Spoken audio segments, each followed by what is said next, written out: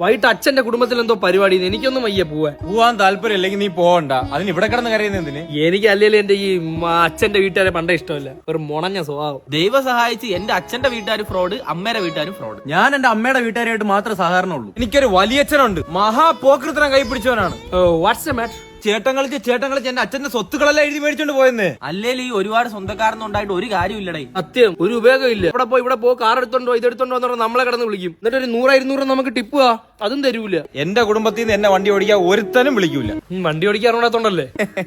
അതെ, അച്ഛന്റെ വീട്ടുകാരും അമ്മയുടെ വീട്ടുകാരോട് ഒരുമിച്ച് എന്തെങ്കിലും ഫംഗ്ഷൻ വന്നാൽ ഒരു 3 ഇടിയോട് ഉറപ്പാണ്. പക്ഷെ നമ്മളെ വീട്ടിൽ ഒരു അടിയും ഒരു ഫംഗ്ഷനും നടക്കാറില്ല. റീസൺ? എടാ, 2 വീട്ടുകാർ ഫ്രോഡല്ലേ, ആരെ വിളിക്കാൻ? എന്തുകൊണ്ടും അച്ഛൻ വീട്ടുകാരെ കാട്ടിയും അടിപൊളി അമ്മ വീട്ടുകാരാണ്. എന്റെ മാമൻ ഗൾഫിൽ നിന്ന് വരുമ്പോ എന്തൊക്കെ സാധനം എന്ന് പറയാൻ എനിക്ക് കൊണ്ടുവരുന്ന.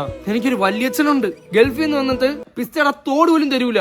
അഥവാ പിസ്തയുടെ തോട് തരുന്നെങ്കിലേ അത് നക്കി അതിൽ ഉപ്പ് കളഞ്ഞിട്ടായിരിക്കും തരുന്ന. അങ്ങനത്തെ മനുഷ്യന്മാര്. നിങ്ങളെയൊക്കെ റിലേറ്റീവ്സ് അല്ലേ ഫ്രോഡ്? എന്റെ ഓൺ ഫാമിലി തന്നെ ഫ്രോഡാണ്. അച്ഛൻ, അമ്മ, അനിയത്തി. ഒരു വീട്ടിലെല്ലാരും ഫ്രോഡെന്ന് ഇവൻ പറയണെങ്കിൽ ചിലപ്പോ ആ വീട്ടിൽ യഥാർത്ഥ ഫ്രോഡ് ചിലപ്പോ ഇവനായിരിക്കും. സത്യം. എന്റെ കല്യാണത്തിന് അമ്മ വീട്ടുകാർ മാത്രം മതി. ഞാൻ പെണ്ണെ കെട്ടുന്നില്ല. ഇനി വരാൻ പോണ ഫാമിലി ഫ്രോഡായിരിക്കും. എന്റെ കാര്യത്തിലൊരു വ്യത്യാസമുണ്ട്. ഞാൻ കെട്ടുന്നെങ്കിൽ ഒരു ഫ്രോഡ് വീട്ടുകാരെ കെട്ടത്തുള്ളൂ. അതാകുമ്പോ അവരെ അഡ്ജസ്റ്റ് ചെയ്ത് പോക്കോളൂ. എന്റെ വീട്ടുകാരും ഫ്രോഡ്, വരുന്നവരും ഫ്രോഡ്.